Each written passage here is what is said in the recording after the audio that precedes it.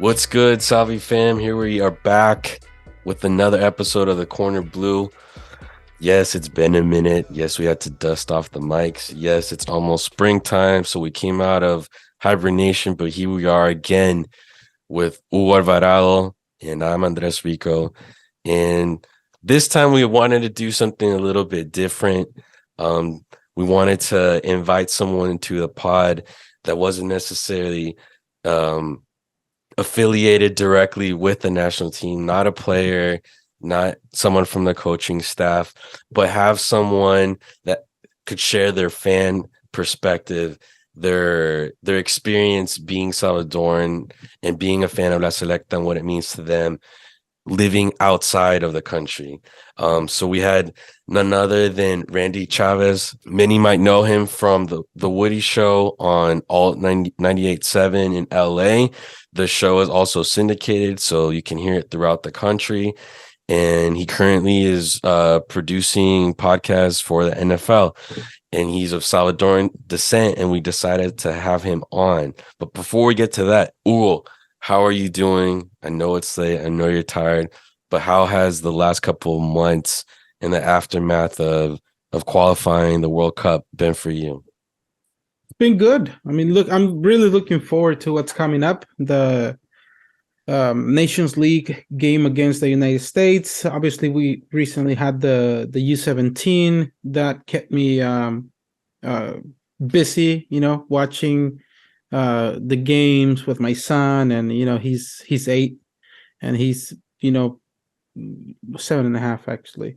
He's more and more getting into soccer. Like, he knows the names of all the players, and he's still understanding what it means to be a U17, a U20.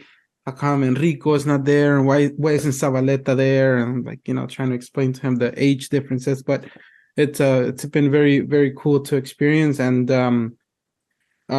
keeping up with everything La Selecta, and the qualifiers they're gonna be here soon. It feels like the World Cup just ended a few months ago, but we were gonna have qualifiers, and I'm really looking forward to the team creating that excitement again. That hype, that intensity where you're looking forward to the next game. And so that's what I've been up to. It's been cold in LA.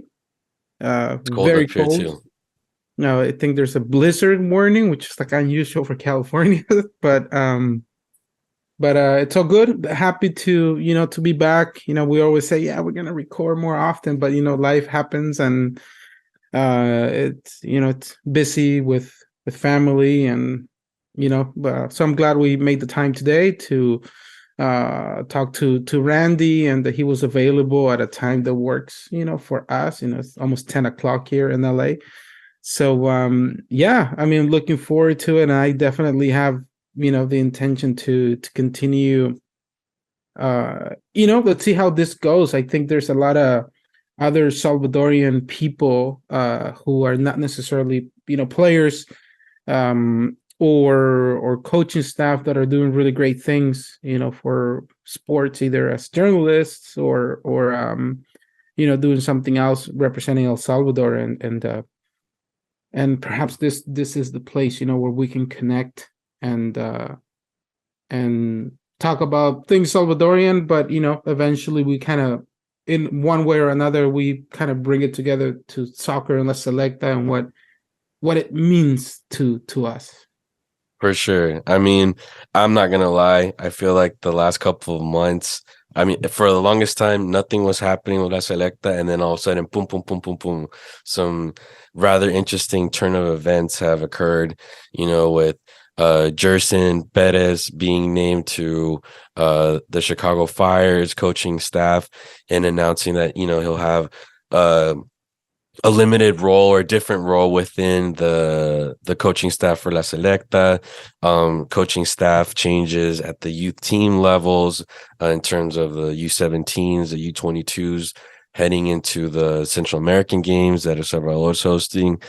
Then, of course, 100 Fires, Don Chencho signing on to be part of the coaching staff of Hugo Perez. That was definitely something that created some buzz. But albeit, I still need to see some type of action. I still need to see something concrete in terms of the the regulating committee and getting things set going towards 2026. Because in my opinion, it just seems that, you know, the whole situation has taken its toll in terms of, you know, from a PR standpoint, it's taken its hit. Also, there's just been that, you know, that instability that tends to chase and follow La Selecta at an administrative level. It still hasn't been cleared up. So I'm really hoping that we start seeing the results of the work of this committee. Just because, like you said, we're in dire need as a fan base, and I bet the players too, of that motivation of facing the tournaments that are up ahead, you know, with Copa Oro, League of Nations, and the recent announcement of the Copa America, including CONCACAF as well. And until we don't have that format stamped, sealed, and approved by CONCACAF, even though we've known that can be changed at any moment, you know, we have to find a way of building that momentum. And I feel like it's kind of been pulled from under the feet of the team these last couple of months, with the result of against Peru, the aftermath of you know, what happened at the hotel there, then the game versus Nicaragua, and the aftermath of a historic defeat, I guess you could say, against Nicaragua. So in that sense, yeah, it's good that there's more games that are gonna start soon, more opportunities to get the fan base excited and start prepping for 2026, and see if there's actually, you know, foundations left over from this previous qualifying round. And without further ado, we're gonna go into our chat with Randy Chavez. Hope you guys enjoy it. All right. Well, we appreciate you taking the time and chatting with us. You're officially like the first non-player guest or non-like official journalist or soccer journalist. So you're kind of like an outlier in terms of our guests, but due to the fact that like you've had this exposure on radio, your work on radio, social media, and how you've been a very visible Salvi fan, I figured, no, we have to reach out to Randy and talk La Selecta, especially since like it's kind of like the off season for La Selecta. We're in between qualifying campaigns. World Cup just ended, so just wanted to check in with you, see like what your connection is to El Salvador, how much of a Selecta fan you are, and just take it from there, man. So it's funny you mention this, because I actually remember the first time I ever saw La Selecta on TV. I was at a pupuseria in North Hollywood with my uncle. And this was like 1 or 2 years after they had come over from El Salvador. Like, my parents had been here for a while. My mom and dad had been here since the 80s. I want to, like, towards with the whole war mess and stuff, they made their way over. And so my uncle was here for a little bit, and my cousins had just came here relatively recently. So we were kind of like hanging out and stuff, getting them acquainted with the area. And we were at a pupuseria in North Hollywood, and they were playing Denmark, and it was on TV. I think it was in Denmark because of how weird the field looked and the background stuff. And he goes into detail telling me about how, like, you know, oh, well, you know, there's the national team. And around then, you know, I didn't know a lot, not out of just not wanting to be around it or following it, but just because I was a kid. You know, there were soccer teams you watched on TV, you know, and Boys and Girls Club. I got a MLS All-Star soccer ball, but the idea of like national teams never really was a concept that kind of like popped in your head. So when I saw it, it was cool. You know, I was like, oh wow, I had no idea that El Salvador had a national team, and it was fun, you know, watching them play. I don't remember a whole lot as to who was on the roster at that time.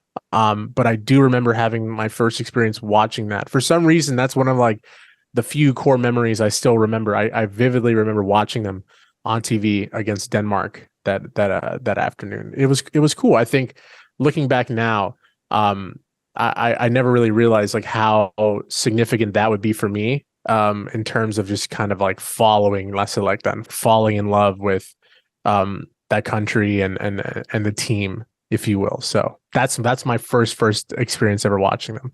For sure. Like, if anything, this pod is basically just about the connections that we've all had, especially those in the diaspora, since it's in English, and what our connection is with the team, with the country, and then also being able to interview the players that are dual nationals and what their relationship with the team and the country is.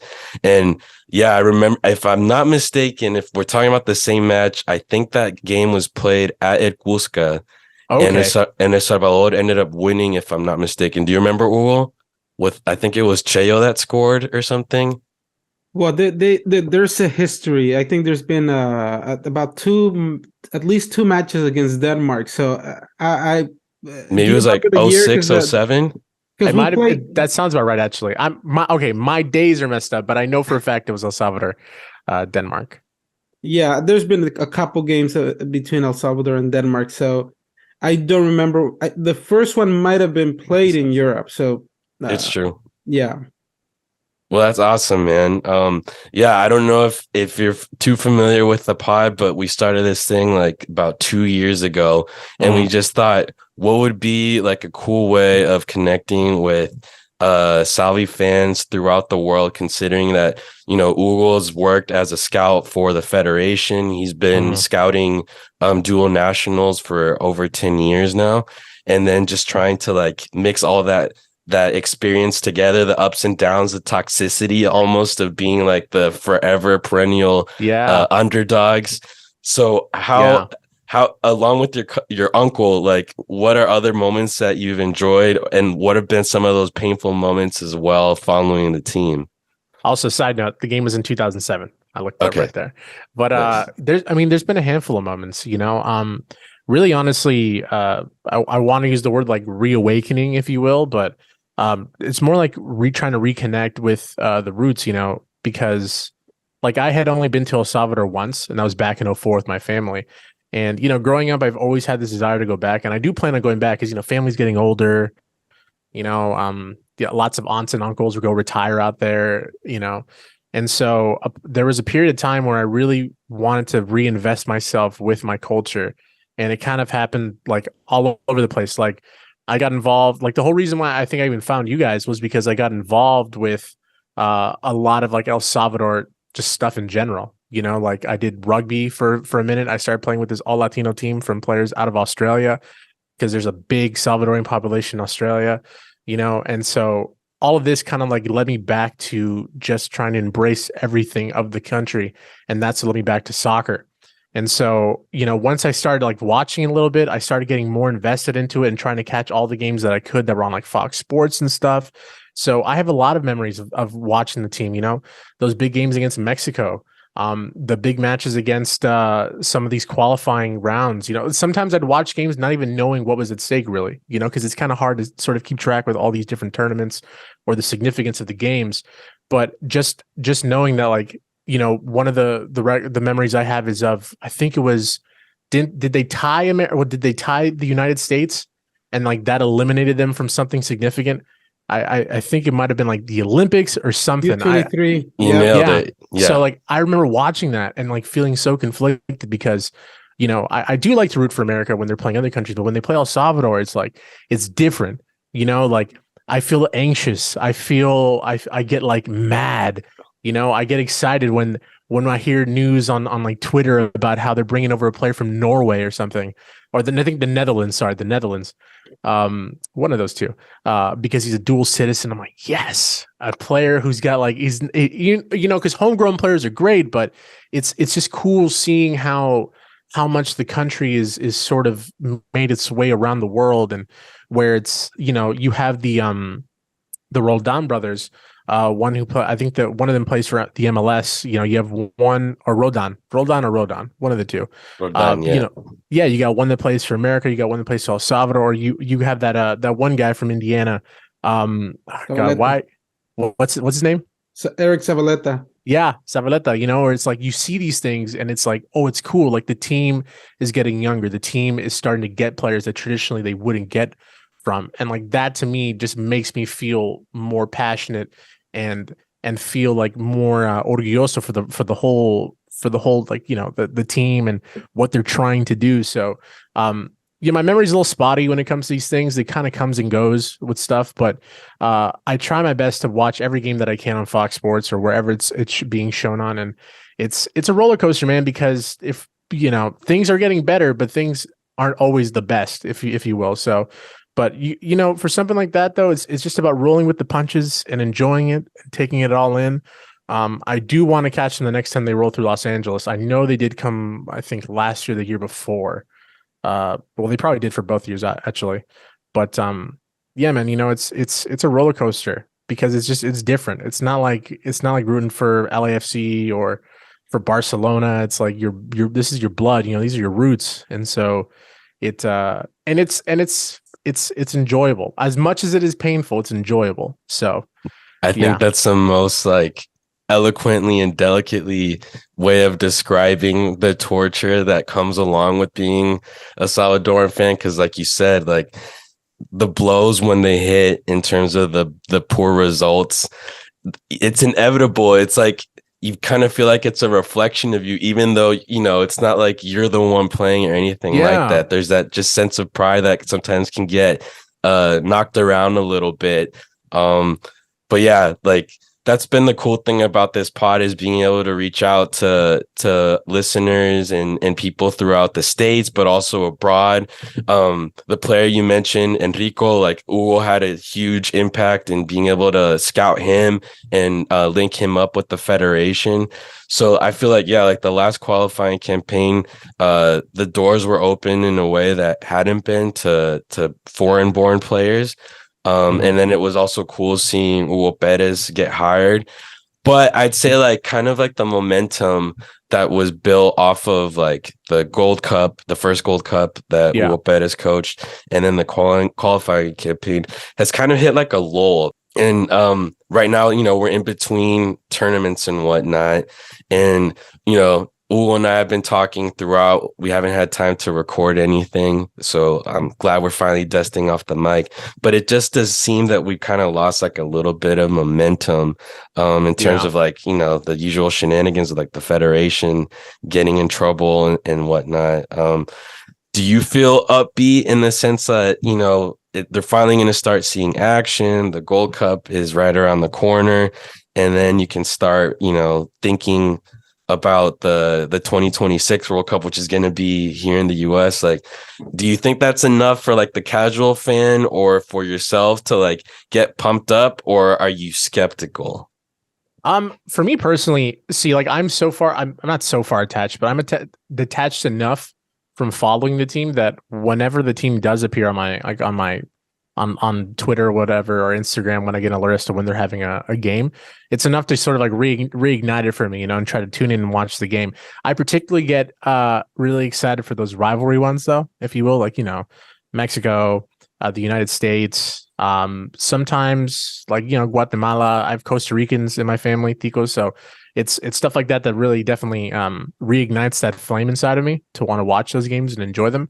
I would be a liar, because I know when you're a sports player, you have to be more respectful of it. But as a primarily a fan, the games against Mexico always bring me joy, because I have so many Mexicans in my friend group. My girlfriend's Mexican. It's one of those things where it's like the older sibling and the younger sibling, and it's like that's how they view themselves. We view ourselves differently, and it's always just the intensity and the passion. You can't beat that, because like, our country is a small country, but it's a very passionate country full of people, hardworking people. And so whenever we get going, we really do get going. And so I'm really looking forward to this new season. I'm looking forward to the Gold Cup. I'm looking forward to hopefully seeing a game in person and being around a lot of other Salvadorians. And, there is a game, a friendly match being played in LA next month, right, Hugo? March 22nd. Yep. It's at LAFC's stadium, right? Oh, so I think it's BMO now, or BME. It used to be Bank of California. BMO Field.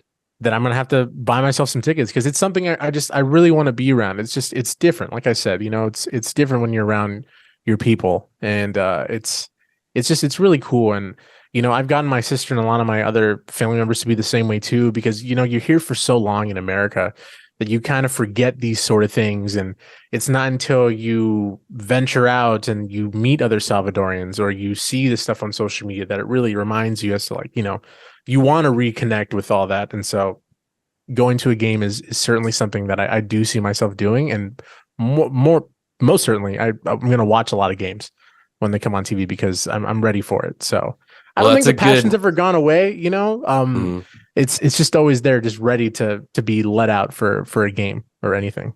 Well, that's good. Hopefully you can check that off on the bucket list, especially because also, I mean, they haven't announced where the Gold Cup or if El Salvador's going to be playing in LA for the Gold Cup or anything like that. But I imagine at some point they might.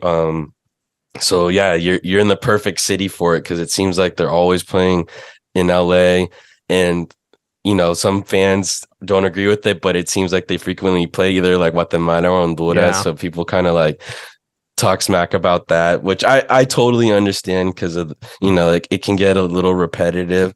But I mean, there's nothing like having the national team in your backyard and being able to go watch them. So hopefully you get to check that off, man. The game I always wanted to go to, but I couldn't because I think it was played in Washington, was 2018 on the September 11th. I think they played Brazil, and that was one that I really wanted to go to. I think they played against Brazil, I believe. Or if not that day, I know they did play against them. I think it was prior to the South Africa World Cup. Oh, right? Okay. There was one with De Los Cobos because didn't Arturo Alvarez, I think that was his like last game or something like that, if I'm not mistaken. I know we played Argentina and Brazil prior to. There was like other teams that were going to Brazil. They were heading to Brazil, so they were playing friendly matches here in the States. No, yeah, it's just here, September 11th. They lost 5-0. But yeah, I remember. Hey, it's like it's cool. You feel cool for the guys because they're playing against Neymar and Richarlison and all those guys, and it's like you feel like really happy for them because, it's always this big, this big dream. I always want to see, like my own generation of Mágico, Gonzalez, like a player of that caliber, really get to like just come onto the scene and really be great. Like, so when I see them play against teams like this, countries like this, I get really cool, really excited because it's like, what if someone gets the right exposure because they're playing against these really top level players and someone's like, oh, I want them. It's even like when I play FIFA. Like when I play FIFA, I do my home manager thing and I go and like search players and I'm like, who's Salvadorian? I know. Yeah. I think there's like Tomas Romero. I think he's a keeper for LAFC. I don't know if he is anymore, but I know he was. Toronto FC. Toronto? Okay. Toronto. He was in LAFC. He just moved to Toronto. Yeah. But I'm saying like that stuff like right there, like that's like super cool. Like that makes me that excites me. It makes me happy when I see stuff like that because it's like, okay, that's one other player who's maybe one step closer to finally making it onto the scene and being a guy. And it's like, because the soccer world's passionate and everyone's always talking, everyone's always watching games, talking about players and teams and stuff. And so I'm waiting for that one player to finally break onto the scene, and when they do, I'm gonna be really excited. Yeah, I feel like it has been a bit since we've had some prominent players in MLS. We had the golden era when the league was inaugurated in the mid 90s with Cienfuegos, Galaxy, Cerritos at the Earthquakes, Raúl Díaz-Arce at DC United. But it seems like since there have been players that have, scratched the surface of being like the top or close to like the elite players in the league, like Arturo Alvarez. But since I feel like, we're still trying to break that threshold, even though we've had several players coming through, either born here or homegrown players from El Salvador. For those that aren't as familiar with you, would you give us a brief breakdown of what your career has been in media and sports? Yeah, so my name is Randy. I am currently a podcast producer for the NFL. Prior to that, I used to work in radio, terrestrial radio in Los Angeles, California, for a nationally syndicated morning show called The Woody Show on Alt 98.7. So I was the video producer / board op. Board op is the guy that makes, watches the boards and makes sure the show's running. But I was also a part of the show. And I also did on-air stuff for my radio station, Alt 98.7. So I did like night shifts during the weekends and stuff. And that was really cool. That kind of like coincided with the same period that I had this sort of like that passion, where I had a passion to reconnect with my culture. So like whenever I was on the air, it was made known that I was Latino, and then from there people would reach out to me and say, "Oh, it's cool seeing a Latino." And then from there, it just sort of expanded more. I was like, I'm Salvadorian. I would wear stuff that would be on like cameras, and they would get posted, and people would reach out to me how cool it was. Yeah, I remember seeing you with the 82 kit. That was pretty tight. That's the only reason I found out you were Salvadoran is when I saw you wearing the 82 kit. It was one of those things where I was like, I need to get a jersey. And I was like, where can I get a jersey? And I found it was like, what was it? Retreros y rarezas. Yeah. Y rarezas, yeah. My Spanish is crap today. I'm sorry. It's all good. But it's like, I saw jerseys, like I want that jersey. I'm going to buy that jersey, and I would get that jersey. And so I have a couple in there. I actually have, before I continue, I actually have my most prized jersey right here. And it's nothing really significant or special about it. It's just what it is. And it's for Los Águilas de San Miguel. So like I have this one. Oh god, the blur is like blocking it, but it's blocking me too. But it's one of those jerseys that I love this thing so much because of what it means. Like, my dad hails from this part of El Salvador, but it's just like I learned different things about it. It's a part of sort of like reconnect with them and reconnect with my family, and so so like wearing stuff like that and wearing stuff like the shirts, like I would purposely look for people who wore Salvadorian. I would buy their merchandise. Like there's a UFC fighter. His name's El Matador. I forgot his first name. He's gonna kill me because I'm actually pretty close to him. I'll find it, but I would wear his stuff. I would wear his stuff on there. That's important too, because I wanted to like start talking about, other Salvadoran athletes that, have reached certain prominence in sports other than soccer. What's his name? Because I know like right now there's a boxer, Mark, I forget his last name. Here, I gotta look that up. But I know his handle on Instagram is Mark the Boxer, and he's Salvadoran and Mexican, and he's like 7-0. And hopefully he continues on a roll with that. Obviously, there's Carlos El Famoso Hernandez that was I think he was a WC champion early 2000s. And then in the NFL. I don't know if you guys remember Jose Cortez, that he was a kicker with the Niners early 2000s.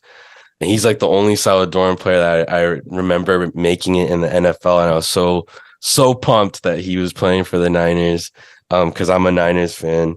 Let's see. Another one I was thinking of earlier was Ronnie Aguilar, who's part Honduran as well. And then he made some appearances for the Lakers a couple years ago. And then, homegrown athletes like Marcelo Arevalo that won the doubles at it was the French Open, right? Well, I don't remember that one. Anyway, also, I do know who he is. I just don't remember which tournament he won. Yeah. The guy I'm thinking of is Marcos Bonilla. Marcos Bonilla. He goes by Murder Marks on Instagram.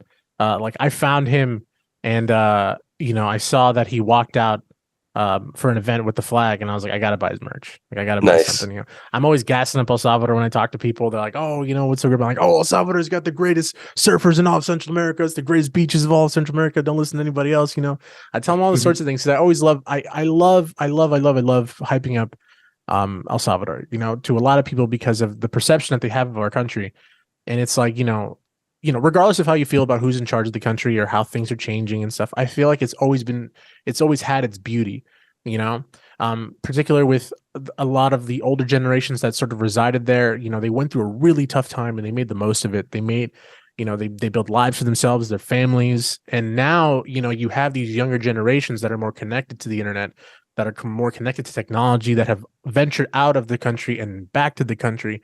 And so you see it changing in real time, and it excites me. It makes me really happy because, now people can finally give money, and tourism will boom for the country, which is good for it monetarily and with the economy.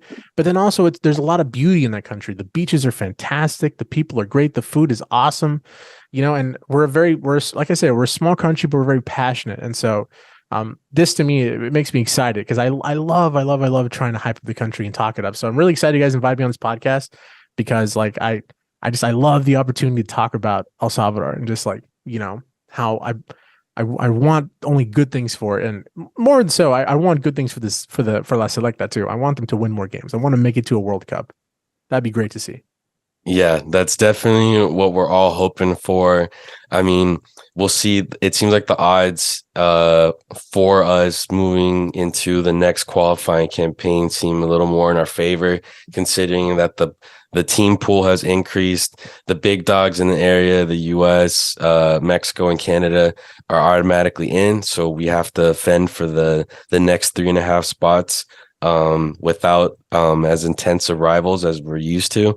Albeit, though, countries have been catching up with everyone else with the globalization of the game. There's dual nationals on all these other teams as well. Yeah. So it's something that hopefully, the course can be corrected, because I do feel like things have steered off in a sense. But yeah, we can only have optimism. It's just I feel like right now there's a little bit of stagnation leading into what looms ahead. And I know next month, there's a couple friendlies for La Selecta, and then also the League of Nations versus the US, right? Yeah, there's one game only, the one here in LA against Honduras, and then we play the US on the 27th in Florida. That's the official Nations League game. And with that match, basically, I mean, that tournament is just to qualify for Gold Cup, right? Mm-hmm. And then other than that we're already qualified, so it's just kind of like just to close out the tournament. Basically, there's nothing really at stake. Well, we don't know yet because of the new. First of all, the format hasn't been announced yet for the qualifiers. So doing well in that tournament, it's important to stay in the top teams. And then there's going to be the Copa America.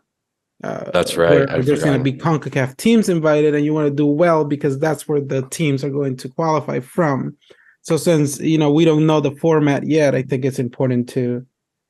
It's bragging rights, right? I mean, you want to beat the US, and yeah. And I think, Randy has touched on many areas that, that we identify with. I mean, I was born in El Salvador. I moved to the US when I was 9. But, the way you express yourself about El Salvador and what it means to you and how you always want to, talk about El Salvador and you get excited about it. I think it's important for our listeners, especially those who, like in my case, I scout for dual nationals. Mm-hmm. And there's always that whole thing about, they don't really feel the colors, because, they weren't born there or they just playing for El Salvador because they don't have a chance in another country. And here we are talking to Randy, who was born in the US, but deep inside, he identifies himself as a Salvadorian. Yeah. And sometimes I feel that, to a certain extent, we even feel more passionate than some of those who were born over there, because the fact that we're so far away, I think it just makes us appreciate it even more. But just to kind of simplify it, it's like one thing that you said. I support the United States when they play in the World Cup. It doesn't mean I don't love El Salvador. If they play El Salvador, hey, I want El Salvador to win all the way. That's probably the only game where the U.S. is playing where I'm not going to go for the U.S. But it's a feeling that we all share. Yeah. And it's important for people to hear that, even though some of us, like Randy and Andres, you were born here in the United States. But if somebody asks you, hey, where are you from? You know, you're not going to say, well, you might say I'm American, but you're going to say I'm Salvadorian, you know? I think for me, it's like oftentimes, I just know, you know, like if someone Latino asks me where I'm from, it's El Salvador. You know, if someone not Latino asks me, I'm like, oh, California, Los Angeles. My family's from El Salvador. Like for me, it's always funny because I can hear it. I can hear a Salvadorian from a mile away. So like I hear the dialect and I hear like the way they talk, and I'm like, that's a Salvadorian. So it's like it's always fun because like when the opportunity presents itself, you know, I admit my Spanish is not the best. I was born here. I learned English first, and because my parents left the country during the war, they really embraced the whole Americanization sort of thing. And the same with me. It was like, oh, you're American, you're American, you're American. And it wasn't because I realized as I got older, it wasn't because they resented El Salvador. It was just because when they came here, and like that's the mindset. It's like we have to make ourselves American because we don't want to potentially risk any losing the opportunities or something because we don't seem American enough. And so it wasn't until I kind of got older where I sort of like I was like, okay, I want to embrace this more because it's El Salvadorian. It's great. Like I love it, you know. And you know, I've been trying to get better at my Spanish. You know, sometimes it's good, sometimes it's bad, but it's always fun because I can hear it. You know, I can, and when I try talking to Salvadorians, when I talk to them, and you know, I don't have the accent because it's a very Americanized accent. But it's then I start dropping like cities and where my family's from and where my family in America lives, and suddenly it's like we connect and we get it. And I may not be the best at communicating with you, but I hear what you're saying, and I try my best to sort of like bounce back and forth in that conversation. So, yeah, man, it's interesting being an Americanized Salvadorian, but I do identify as Salvadorian for like through and through. But you don't put ketchup in your pupusas, do you? No, hell no. Oh my God. Well, see, like as a kid, like as a kid, you're like, oh, it's ketchup. You put ketchup on everything. And then you get older and it's like, oh no, don't do that.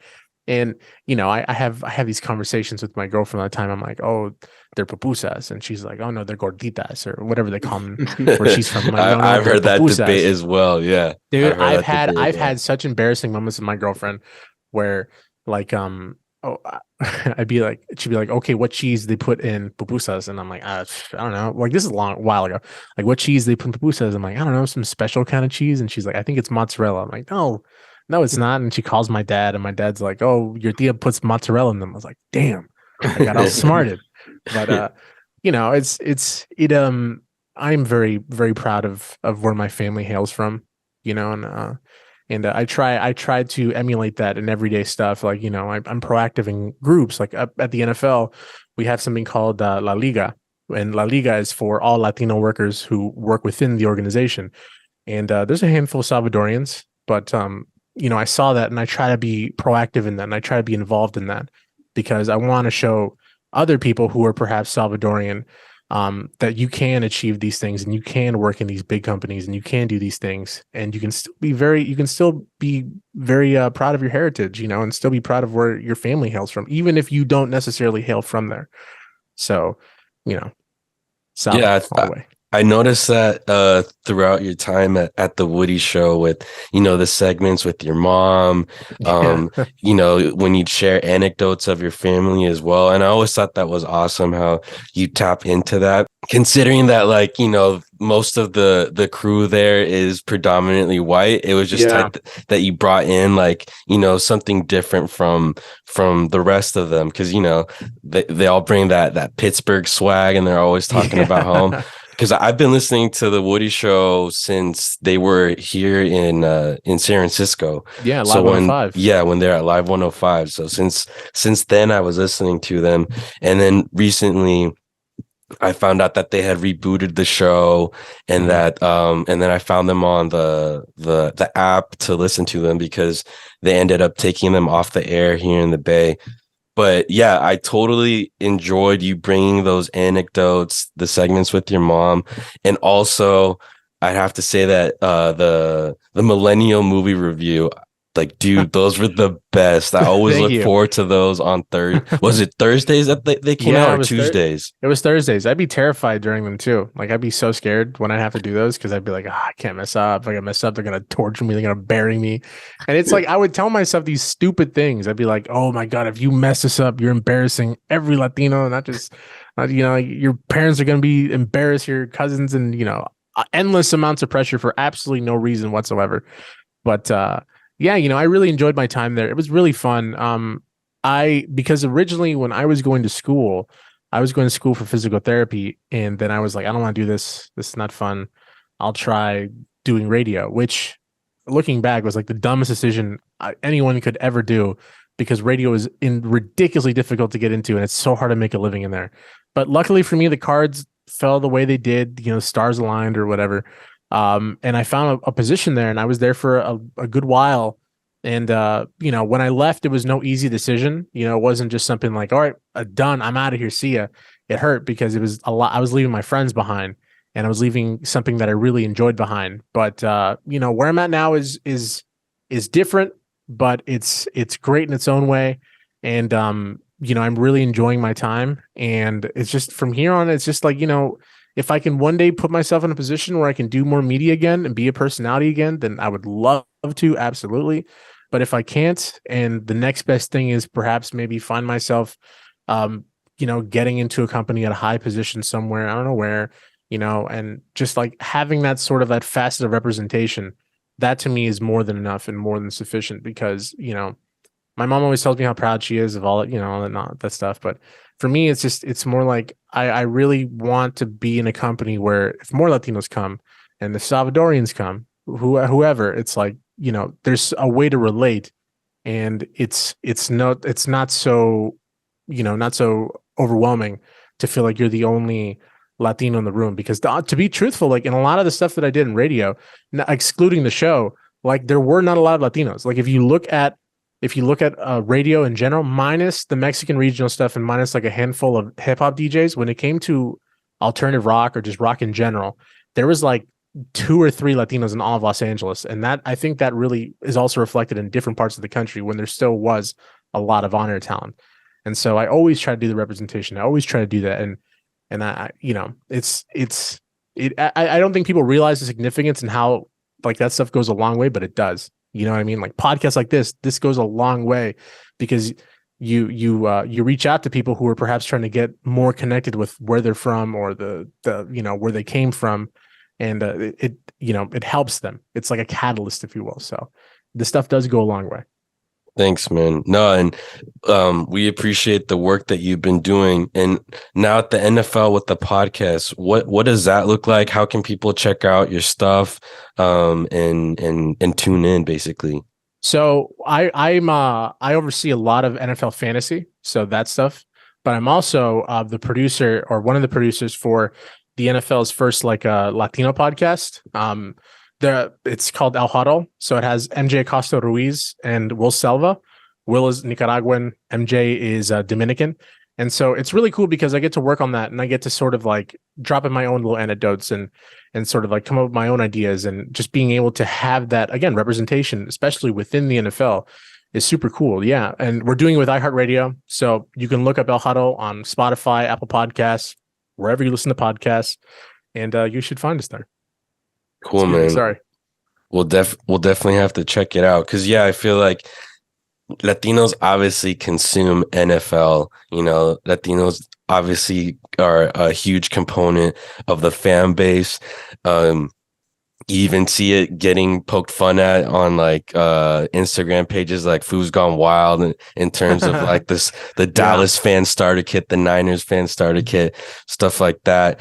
What do you think is like impeding more Latinos, Salvies, wherever you may hail from making it in the sport? Because I feel like there's a lot of kids that end up playing up until high school, and then I don't know if that tends to be like the cutoff, but what do you think is like that barrier of people continuing on with their football careers?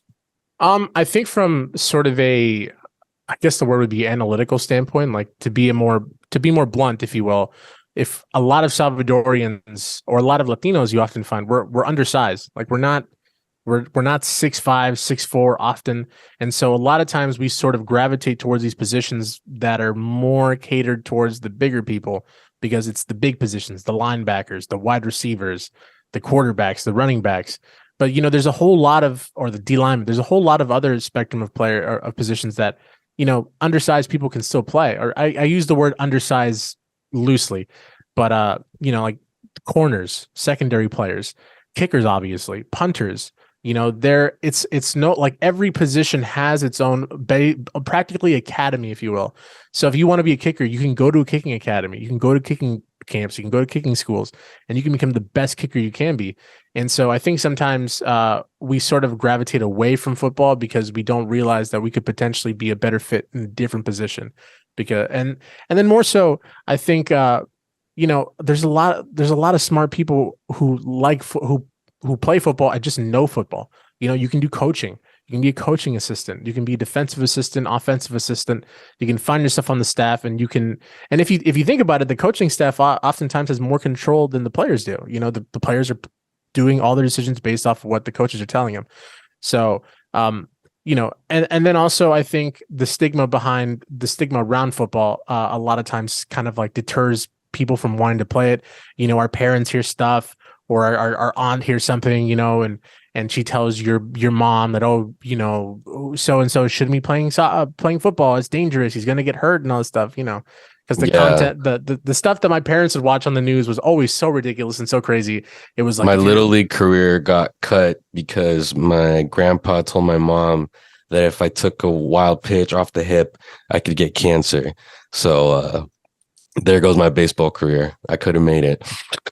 Yeah, dude. Like my aunts would get in my mom's ear about stuff like I had a super random tangent, but like I had a frog growing up, like in high school, that like someone was trying to get rid of it, and I took it, and my aunt told my mom that frog was bringing like bad energy and bad spirits into the home, and she made me get rid of the frog. Like that's the kind of stuff they hear and they just believe. My mom would tell me like, oh, my friend says if you want, because this is like, okay, so before I got the NFL job, I was up for it.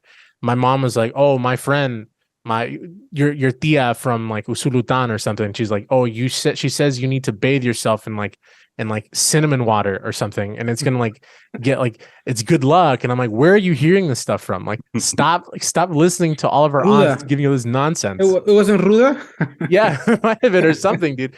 Or like my aunt, like a family member passes away, and they're like, we'll put a cup of water out, it's for them to drink it. And I'm like, guys, it's evaporation. Like we should, like, there's so many things that just like, it's funny. It's funny, it's good intentions. There's always good intentions in everything that they do. Sometimes it just comes off a little like, it's like, all right, I get this thing, but do we have to get rid of my frog? Like, it's just a frog, For But sure, man. sorry, totally random tangent, but It's all good. When it comes to the sport, though, I think there is a place for us, and I think there is an opportunity for us to play.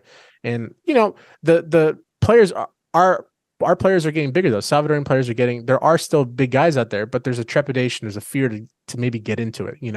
They think they want to do soccer because their dad played soccer, their brother played soccer, their cousin played soccer, whatever.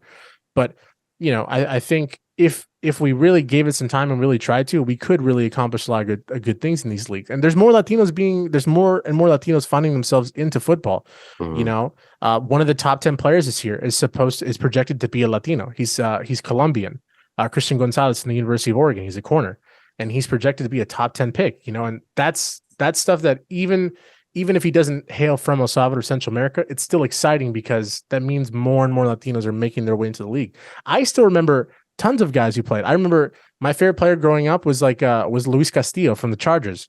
I was like, oh, that's the coolest thing ever. He's Latino and he plays in the NFL. And Alvarez, who played for the Cowboys, he was an offensive lineman. He was on Hard Knocks. Like, he got a following because he was Mexican. Like, there is a place for us. I just think it much like soccer and other sports, it's just going to take a little bit of time. I feel for sure. All right, and we don't want to take too much more of your time, Randy. And to close out, I know you've mentioned it throughout your stint on the Woody Show. But how many national teams could you pick from how many national teams would you be eligible to play for if the call ever came? I think just two teams. If I had to choose, I would choose El Salvador though. I think it'd be so cool to hear that, to play at Estadio Cuscatán, and just like to hear the national anthem go off. I think it'd be just like I get chills when I hear it on TV. You know, like it would be a decision made in a heartbeat, and it would be exciting. You know, and yeah, but two teams for me. It's because I'm born here. My dad's from San Miguel, and actually no, he's from San Vicente, and my mom's from Usulutan. So like that alone for me is just that, like, you know, you got to pick up the phone, and if La Selecta's calling, you got to pick up and you got to go play. So Am I mistaken in saying that I heard you had Filipino roots as well? I did. So my mom's family hails from like her. So a few generations back, they hail from the Philippines. My dad's side hails from Portugal and Spain. So I don't know how they found themselves in El Salvador, but they did, and they stayed there. And the same with both of them. So it's interesting when you go way, way back, because like my mom would tell me she would speak Tagalog with her grandmother because her grandmother was Filipino, or her grandmother was raised by a full-blood Filipino person, a woman, her mom.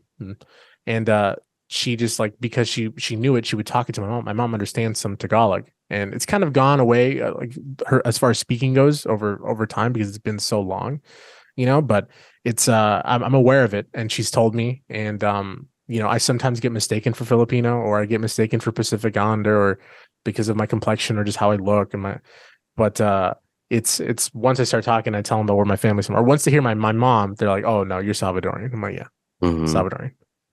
Well, Ugo, what would be the rules then in terms of Randy and the Filipino nationality? How many generations does it go back for you to be eligible? A grandparent. Grandparent? All right. If he could find proof that one of his grandparents was born in the Philippines, there's a possibility. See, so maybe the Philippines might call, man. Maybe, dude. Maybe. Who knows? All right, man. Well, I want to appreciate you taking the time and chatting with us. It's been a great time being able to get to know you. Hopefully, in some point, we get to meet up at a Selecta match, Absolutely. That'd be either awesome. in LA or wherever it takes place. And yeah, so definitely thanks for taking the time. Keep at it with the career endeavors, and we'll definitely be checking out the content that you've been posting.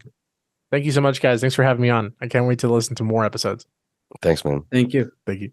Well, that was our chat with Randy Chavez. Like, I'm fanboying. I can't lie. Like, it's awesome being able to chat with him. I heard him for a couple years during his time with the Woody Show, and you know, it's definitely cool to get his perspective and his anecdotes on his family, his experience.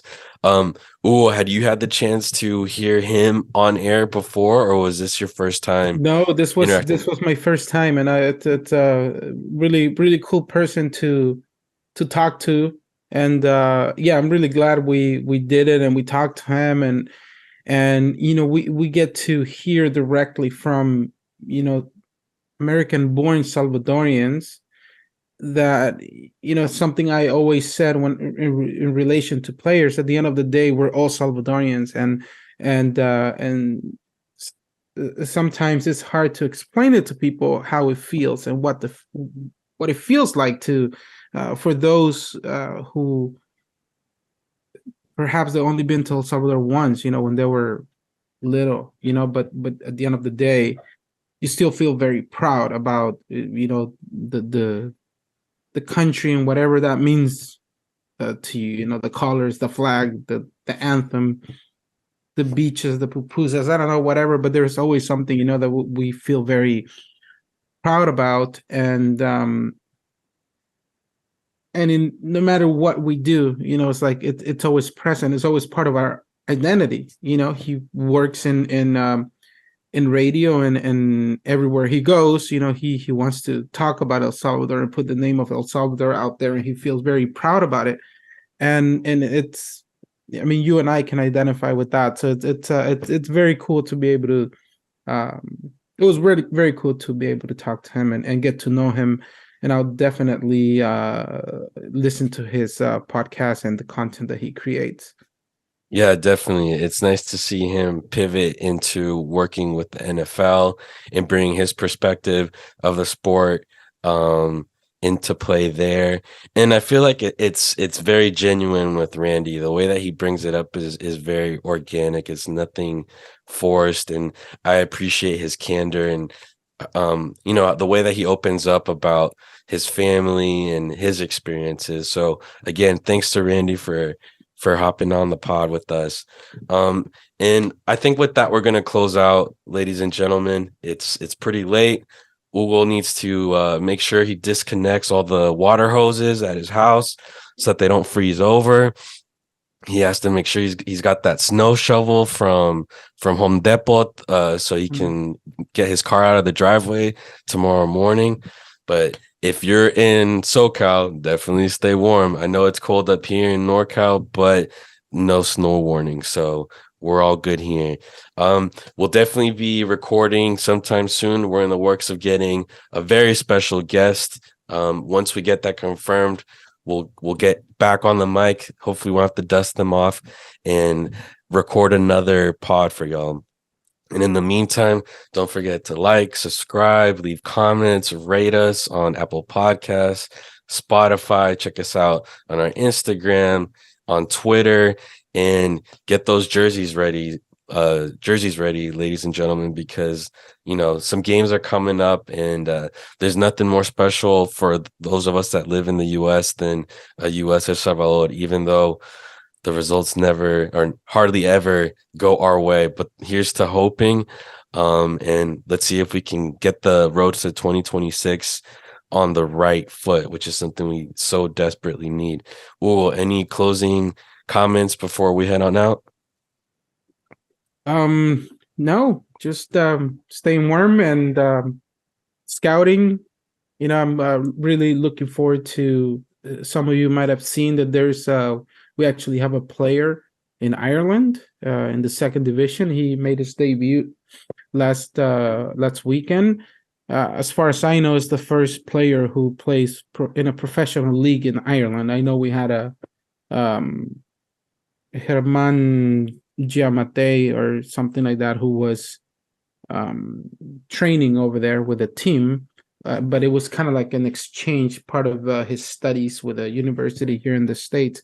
But Herman, I might have said his name incorrectly. The current player is, his name is Herman Fuentes, and he's a 6'4" center back, right back. So interesting player. I've seen some of the stuff he did in college, and he does look like a very solid player. So I'm looking forward to seeing more of him, and hopefully he can stay in Ireland and make it to the first division. And where's he based out of? The team is called Athlone. So the town is called Athlone. The team is called Athlone Town FC, and that's the name of the town as well. And where was he born and raised? Sorry. He was born in El Salvador in Jocoro.